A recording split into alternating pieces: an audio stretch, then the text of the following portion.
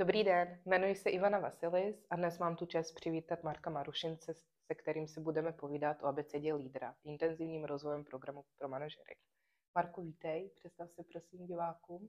Tak dobrý deň, ahojte. Moje meno je Marek Marušnec, ako už Ivana hovorila. A asi by som sa v tej pracovnej oblasti popísal najviac tým, že som tréner, coach a konzultant. Tak stačí takto? Stačí, výborně, moc děkuju. A když už jsem říkala, že se budeme bavit právě o ty abecedě lídra, můžeš krátce představit, co to konkrétně je? Abeceda lídra je intenzívny rozvojový program pre manažerov. Pôvodne som ho plánoval ako onboarding, to znamená, keď manažer vstupuje do novej role, aby sa čo najskôr do tej svojej role z hľadiska kompetencií a toho, čo potrebuje vedieť, dostal. Ale prax, nejaké 4 roky, čo už abecedu lídra robíme, nám ukazuje, že je rovnako funkčná pre stredný manažment. Dokonca už sme mali aj členov vyššieho manažmentu, pre ktorých bola veľmi užitočná. Takže už som opustil to, že je to čisto onboarding. Super. A co tě inspirovalo vlastně k tomu začít s tou abecedou? A predtým, než som sa pustil do podnikania a vytvoril abecedu lídra, tak som strávil 5 rokov v roli v learning and developmente. A mal som na starosti okrem iného manažerský rozvoj. Vo veľkej korporácii desiatky, stovky manažerov a lídrov. A jedna z vecí, ktorú som si uvedomil vďaka tejto svojej roli, bola, jak veľmi nám chýba také koncepčné uchopenie manažerskej pozície. To znamená, že človek príde do novej role a automaticky ho učíme všetky tie hard skillové veci. Vysvetlíme mu procesy, ukážeme mu, za kým má ísť, keď niečo nevie, kto mu čo schvaľuje, aký je komunikačný matrix a všetky tieto tvrdé veci mu vysvetlíme, máme ich veľmi jasne štrukturované. Ale zároveň veľmi málo máme uchopené a popísané naozaj koncepčne a destilovanie, o čom je tá manažerská rola, v čom je iná oproti roli špecialistu.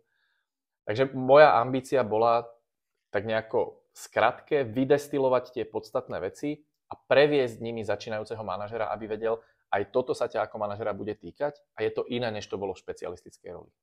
Super. A jak je to strukturováno? Co tam děláte na začátku? My sme celú abecedu sa snažili štrukturovať tak, aby cez ten taký learning designerský princíp lešenia, scaffoldingu tie jednotlivé časti postupne na seba naväzovali. Takže začíname osobnosťou lídra, kde vstupujú práve do hry aj rôzne psychometrické metódy a pokračujeme bezpečným prostredím, že to sú také základné piliere, od ktorých sa odráža manažerská efektivita a nad ním potom naväzujú jednotlivé nástroje. Takže osobnosť lídra, bezpečné prostredie a potom ideme spätná väzba, meetingy a komunikácia s tímom, rôzne štýly vedenia alebo situačné vedenie, a manažerské koučovanie, prístup k zmene, riešenie konfliktov, práca s tímom a budovanie tímu.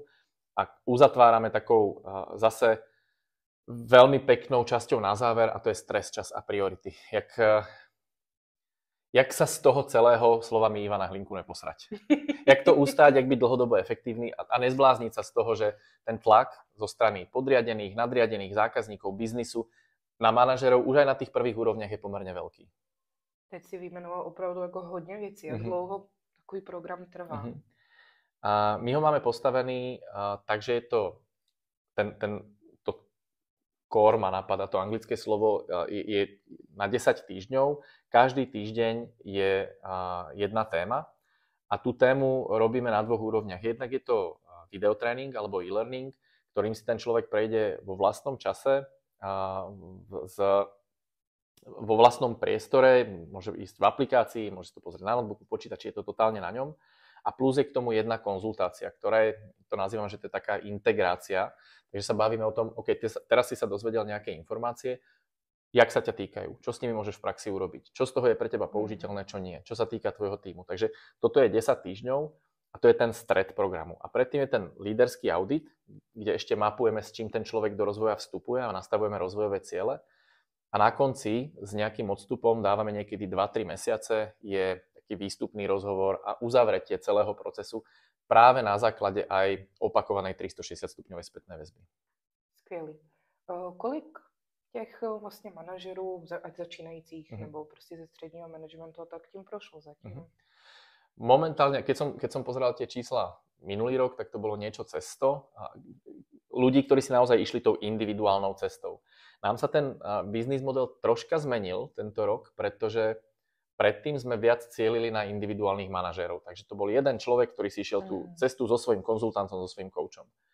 A dneska gro nášho biznisu tvoria firemné týmy. To znamená, že tých manažérov z jednej firmy je, dajme tomu, 5, 6 až 10 a nejakú časť cesty majú spoločnú. To znamená, že niekde sa stretávame ako tím. Je to spojené s prezenčným školením a s networkingom a sdielaním a nejakú časť si idú individuálne. Takže dneska by som povedal, že je to okolo 150 ľudí. Super, to už je hezký vzorek a jestli si vzpomeneš náhodou, co mají společného, co jim nejčastěji chybí například, ať do startu ty nové role, nebo bylo identifikováno v té roli dovednost například, nebo...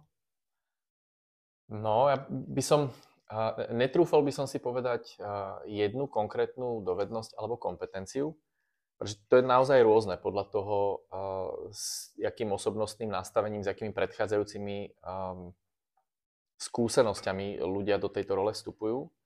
Ale trúfol by som si povedať také 3 roviny, ktoré sa nám tam stretávajú. Tá prvá rovina je ľudia, ktorí naozaj sú tabula rasa, nepopísaný nejakou manažerskou rolou a vstupujú do manažerskej pozície. A tam je to o tom, že oni ako nemajú tie základné kompetencie. Takže keď nevedia, tak ten náš cieľ je v prvom rade tie kompetencie im priblížiť. Vysvetlím, OK, toto sa od teba bude čakať, toto je dôležité, aby si bol vedomý. A toto je fajn, keď budeš vedieť takéto nástroje, takéto metódy. Takže to je tá prvá úroveň, naozaj nevedia a tam ideme po kompetenciách. Tá druhá úroveň je, že hľadajú. Často je to o tom, že nepríjmú plnú zodpovednosť za tú svoju manažerskú rolu. To znamená, že síce by aj mali už nejaké vedomosti, metódy, nástroje, ale neakceptujú naplno, že ten ich status sa zmenil. Už to není o tom byť so všetkými za dobré, už to není o tom byť kamarát, už nevyhráva ten, kto je najpopulárnejší, ako ho majú všetci radi, ale už to je aj o nejakej efektivite. Už som tam preto, že tá organizácia odo mňa niečo chce. Takže tam pomáhame ľuďom vstúpiť do manažerskej role. A toto je tiež pomerne časté. A nazval by som to, že to je taký druhý krok. Že ten prvý krok je získať tie základné vedomosti, informácie, metódy a nástroje. A ten druhý krok je plne akceptovať to, že v manažerskej roli tie očakávania na mňa sú iné, než boli v špecialistickej roli. No a potom tá tretia úroveň, to je práve to, keď som spomínal, že sa dostávam veľmi pekné spätné väzby aj od stredných manažerov, dokonca aj od vyššie postavených manažerov, je, že vďaka ABCD naozaj štruktúrovane prechádzame niektoré oblasti ich vedenia, v ktorých majú čas sa na chvíľku zastaviť, odstúpiť od tej bežnej, dennej, taktickej úrovni, v ktorej sa pohybujú a pozrieť sa na to strategicky. Takže sa dostávajú do nejakej reflexie a nadhľadu. Díky moc. A stává se ti, že vlastně ten manažer neakceptuje vlastně v té druhé rovině, že přímo nepřijal, jak jsi říkal, vlastně tu svou roli a neakceptuje, nebo se mu těžko akceptuje, že už nemůže být se všema za dobře a podobně. Stáva a je ich pomerne veľa a skôr alebo neskôr v takomto nastavení ten manažer narazí a bude neefektívny. Pretože to veľmi časté, čo vlastne ľuďom bráni, je, že nie sú ochotní ísť do konfliktov, ktoré z manažerskej role vyplývajú. To ich prvotné nastavenie je, že chcú byť za dobre. A je to naša prírodzenosť, to je vlastne jedna z tých vecí, v ktorých sa tá manažerská rola odlišuje od toho bežného nastavenia. My všetci chceme niekam patriť. Ten náš sense of belonging, tá potreba zapadať je veľmi silná. Je to fyziologická potreba. A ten moment, keď som manažér a musím niekomu povedať, OK, nedodržiavaš pravidlá, ideš z kola von, alebo nedodržiavaš pravidlá, takto nemôžeme spolu fungovať, tak nás z toho vyčleňuje. Takže je veľa manažerov, ktorí radšej chcú niekam patriť, byť obľúbení a byť za dobré, než aby boli efektívni. A skôr alebo neskôr na toto narazia a v tej svojej organizácii, v tom svojom týme im to bude brániť v tom, aby robili tú rolu naplno a dobre. A myslíš, že se to stává, když je třeba ten manažer jakoby povýšen z role jakoby specialisty, protože najednou já jsem byl v nějakém týmu a teď mám šéfovat tomu týmu, anebo klidně to může být i prostě nějaký externí hiring. A môže to byť aj. pri tých novonastúpených manažéroch je to častokrát o tom, že oni si neuvedomujú, že ani ich nadriadení často si neuvedomujú, že ten prechod do manažerskej role nie je len o tom, že dostaneš nejakú manažerskú akadémiu a naučíš sa základné kompetencie. Že to nie je len o tom skillsete, ale je to naozaj o tom mindsete. Je to aj o tom, že ty potrebuješ prepnúť z toho, čo ťa dovtedy urobilo úspešným, nejaké stratégie víťazné, do nového spôsobu fungovania. Ak ťa predtým urobilo úspešným to, že si tvrdo makal a bol si zodpovedný za všetko, čo sa vo svojom pracovnom svete okolo teba vyskytlo, preberal si iniciatívu a aktivitu za všetkých a za všetko, no skvelé, tak takého človeka každý chce vo svojom týme, no povýšme ho. A ak sa človek s takýmto nastavením dostane do manažerskej role a neopustí ho, tak skôr alebo neskôr to začne zase byť nejakým bottleneckom alebo úzkým miestom toho týmu, pretože jaká zodpovednosť, jaká iniciatíva, aký priestor zostáva členom týmu, keď ten manažer všetko urobí sám. Všetko vie lepšie, na všetko má rýchlu odpoveď, všetko vyrieši. Takže to je tá mindsetová časť, ktorú keď manažer nezmení, tak na ňu skôr alebo neskôr začne doplácať nielen on, ale aj ten tým, v ktorom pôsobí a celá organizácia. A toto sa nedieje automaticky. To chce spätnú väzbu, to chce nejakú reflexiu, to chce zastavenie. Naprostý souhlas. Zmiňoval se, že vlastně používáš i psychodiagnostiku jako jeden z nástrojů, i 360. Můžeš mi prosím říct, proč zrovna vybrána třeba konkrétně ta psychodiagnostika a jak ji používáte ve firmě? My v ABCD Lídra pracujeme s 2 psychodiagnostikami. Tá prvá, ktorú používame na začiatku, je multifaktorový osobnostný profil. A to, prečo ju tam dávame, je, že nám veľmi urýchľuje tú prácu na nejakom seba poznaní. To nie je ako zástupca, že tak teraz dáme profil a je hotovo.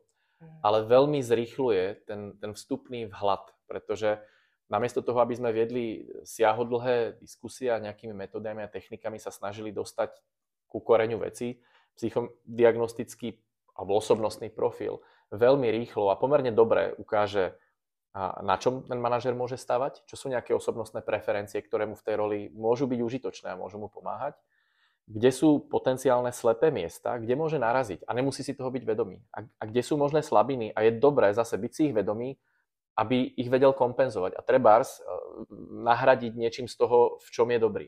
Takže toto je ten dôvod, prečo tú psychometriku dávame hneď na začiatok. Umožňuje nám to v takom skrátenom čase, často nazývam, že to je skratka k seba poznaniu, navnímať, kto je na druhej strane a veľmi prakticky tým pádom zacieliť rozvoj. A ten druhý nástroj, ktorý používame, a ten používame na začiatku, hneď po osobnostnom profile a na konci s nejakým odstupom po skončení, je 360 stupňová spätná väzba. A to, prečo ju používame, je, že osobnostný profil ukazuje preferencie, ale nie nutne ukazuje správanie. Takže vďaka osobnostnému profilu ja môžem vedieť o sebe, že som veľmi cieľavedomý, súťaživý, asertívny. Mimochodom hovorím pravdivé informácie o sebe. Ale už nemusí nutne vypovedať o tom, ako sa správam v tíme. Tým, že ako ma vnímajú členovia tímu. Tým, že sa nejako poznám, nejaký čas so sebou pracujem, tak veľa z týchto vecí už môžem mať vnútorne nejako spracovaných a nemusia vychádzať na povrch. Takže to, čo nás ešte zaujíma, je, že čo vidia na tej praktickej behaviorálnej úrovni členovia môjho tímu, môj nadriadený, prípadne moji kolegovia.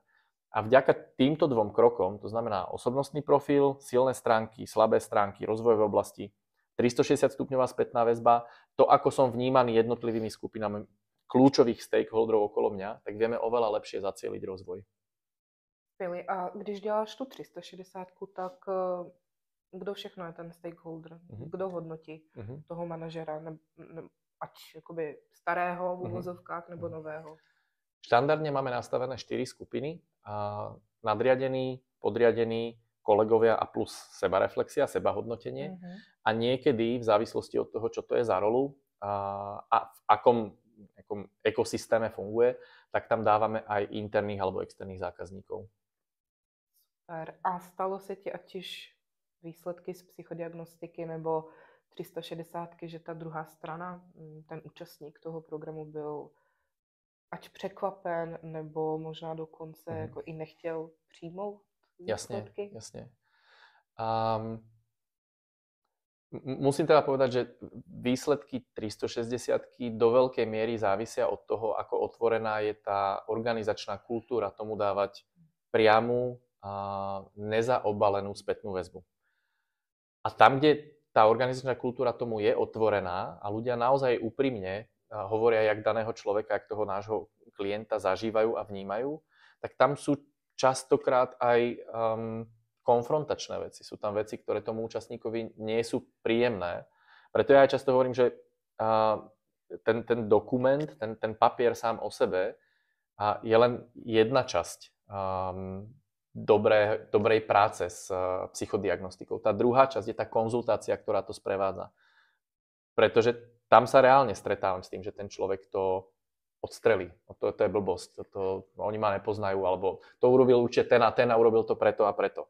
Takže ten spôsob, jakým my to prostredie pripravíme, jakým toho človeka sprevádzame, jak reagujeme na tie jeho reakcie, tak ten je ten rozdiel, ten je ten make or break v tom, nakoľko si to ten človek pustí k sebe, zoberie a je to potom pre ňoho relevantný vstup pre ďalší rozvoj. Ta konzultace je vlastně klíčová, protože jenom dát jako výstupy jen tak, kolikrát skončí v šuplíku. To je to médium, ale to, čo sa deje vlastne medzi mnou a medzi účastníkom, to je to, čo zostáva. To je to, čo robí ten impact skutočný. Přesně. A říkal si ještě, že pak děláte na konci tu 360 a vydáš tam posuny. Předpokládám, že asi hodnotí ty stejný lidé, pokud Snažíme možno. sa, aby to bolo porovnanie jablk s jablkami, tak sa snažíme, aby to bola tá istá skupina. Vždy si to samozrejme s klientom overíme, či tam chce niekoho doplniť, či mu niekto z týmu odišiel, či sa niečo zmenilo v jeho prostredí. Ale snažíme sa dodržať tú skupinu, ktorá hodnotila na začiatku. A vydáme tam rozdiely a musím povedať, že vidím také dva trendy, že nedal by som to do jednej škatulky, ale vidím dva trendy. Ten prvý je u ľudí, ktorí sú v tej kategórii na začiatku kamarát, chcem byť so všetkými za dobré, je pre mňa dôležité, jak sa ľudia v mojom týme cítia, dokonca dôležitejšie než výsledky, tak častokrát po ABCD lídra vidíme to, že ho stúpne jeho hodnotenie nadriadeným a klesne jeho hodnotenie podriadenými. Čo je na konci dobrá správa, pretože znamená to, že z tej role toho, že chcem byť so všetkými kamarát a so všetkými za dobré, bol schopný vystúpiť. Že bol schopný trebárs, alebo je schopný viac vyžadovať plnenie dohôd, že je schopný viac vyžadovať plnenie nastavených pravidiel, že viac tlačí na výkon a neuspokojí sa s priemerným výkonom. Takže napriek tomu, že to hodnotenie klesne, tak v prípade takého u podriadených, tak v prípade takéhoto človeka je to dobrý výsledok. Lebo znamená to, že na tej nejakej rozvojovej krivke alebo trajektórii ide správnym smerom. A to isté len opačným smerovaním vidíme u ľudí, ktorí sú na začiatku veľmi na výsledky orientovaní, veľmi tvrdí. Chýba nejaká empatia, chýba vzťahy, chýba nejaký vedomý stakeholder management. A tam častokrát na konci vidíme, a tam je tá zmena ale menšia a pomalšia, pretože ľuďom fakt chvíľu trvá. A tu v úvodzovkách pre nich negatívnu časť, že ten manažér začal viac tlačiť, začal byť viac dôsledný, tu vidia a cítia veľmi rýchlo. Ale tú druhú, že ten manažér začína viac počúvať, viac sa snaží brať do úvahy názory ostatných, dáva priestor, tej musia uveriť. Tá chvíľu trvá. Na to pol roka je častokrát krátky proces. Takže tam ten rozdiel býva menší, ale je tam tiež viditeľný. A vrací se ti někdy, že opakovaně, že to chtějí zkusit ještě jednou, nevím. Teraz myslíš ABCD lídra alebo 360? Cokoliv z toho, klidne ABCD lídra. To, k čomu sa ľudia potom vracajú, je k tým individuálnym konzultáciám. Takže aj po skončení ABCD lídra máme klientov, ktorí majú záujem o to dať si treba raz za mesiac, raz za kvartál, len taký priestor pre seba, taký refresh, kde sú, kam sa posunuli, čo sa deje v tom ich manažerskom pracovnom prostredí. Takže toto sa skôr vracia. Super, ale to je dobrá zpráva pro tebe. Věří ti, oni sami si chtějí dál rozvíjet, takže to je značka ideál. A vlastně říkal si, že prošlo tak zhruba kolem těch 150. Co je jejich největší třeba výzva v tom svém denodenním prostředí? Čemu čelí? A keď si dneska pozrieš nejaké knihy od konzultantov, ktorí hovoria, akože čo sú tie najväčšie výzvy súčasných CEOs a pozerajú sa samozrejme na ten top level, tak tam budeš vidieť veci ako nástup AI a technológií do pracovného sveta, budeš tam vidieť ako vojnu o talenty, nedostatok talentov a tak ďalej.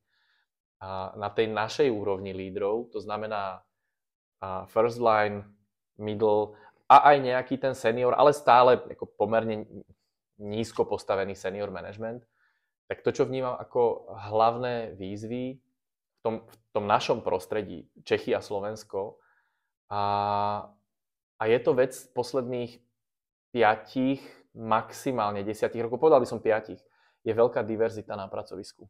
Že pred fakt tými 10 rokmi tá populácia, s ktorou bežný líder pracoval, bola pomerne homogénna. Boli to Češi, Slováci, občas nejaký človek z blízkeho okolia, ale minimálne.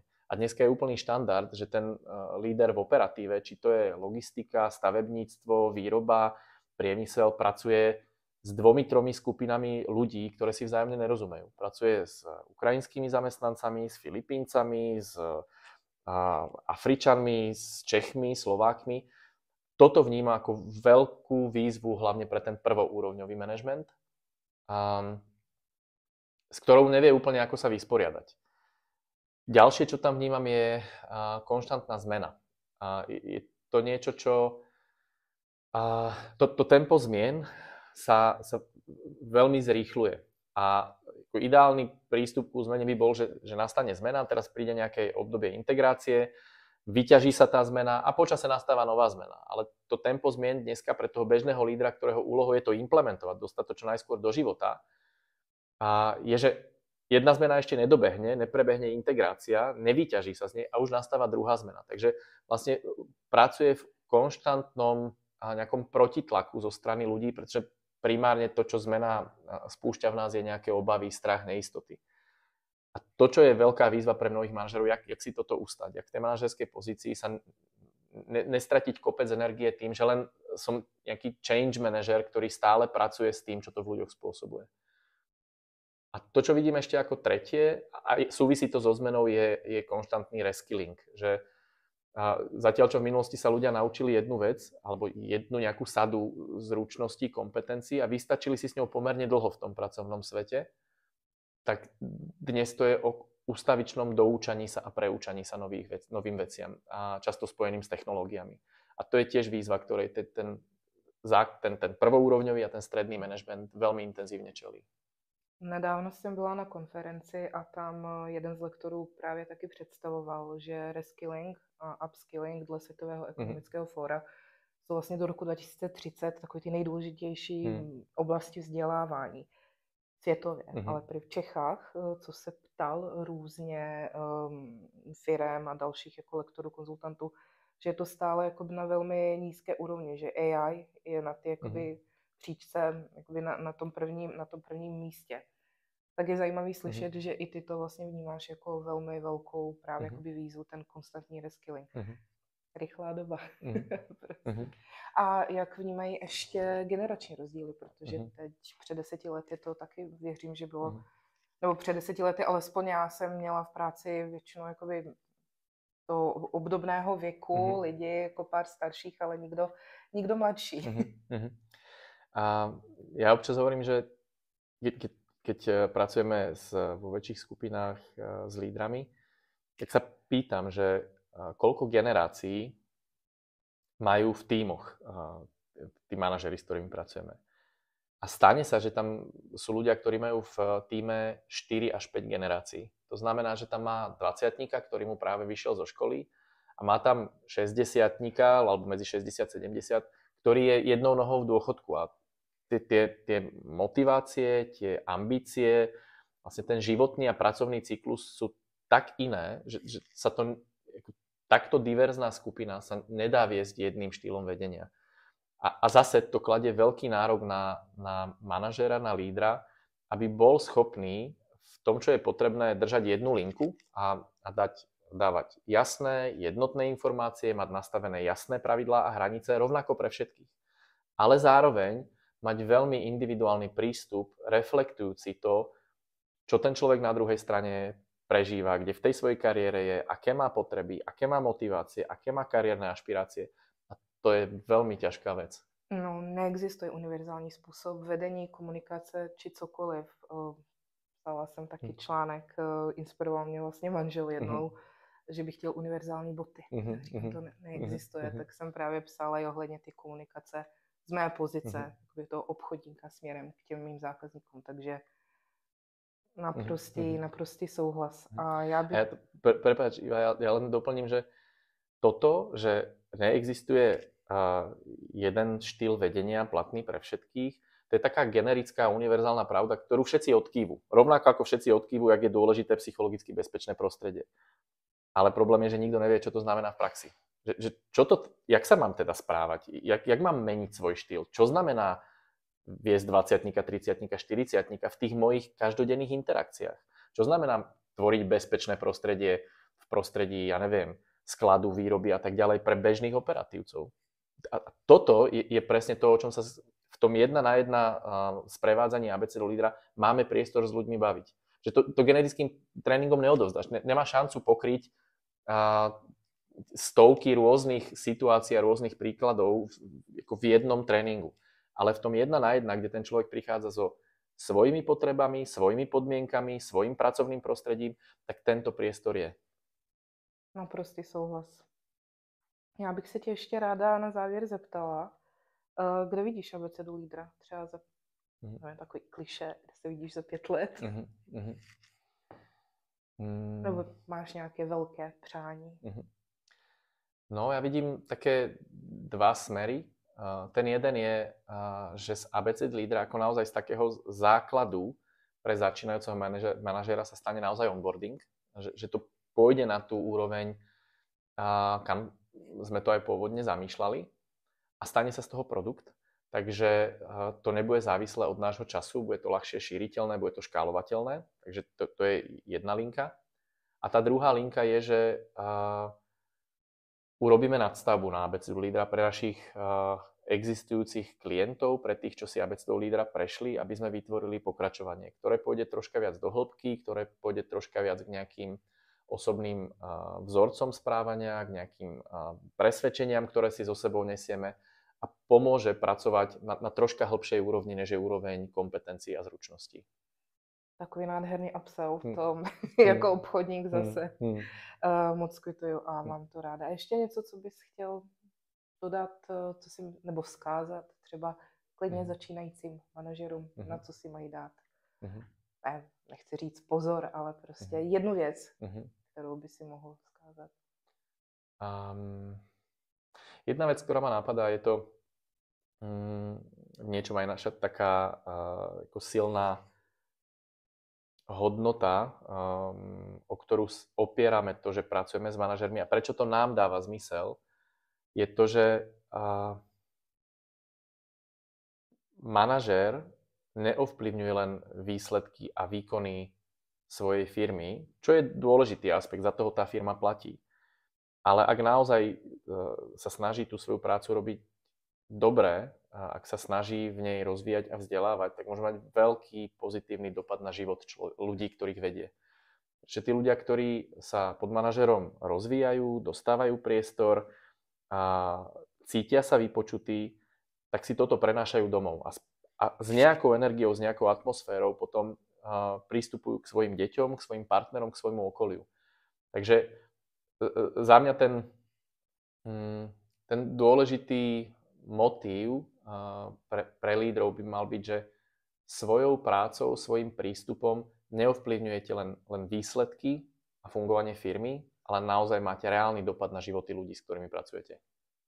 To je až filozofický. Ne, moc děkuju.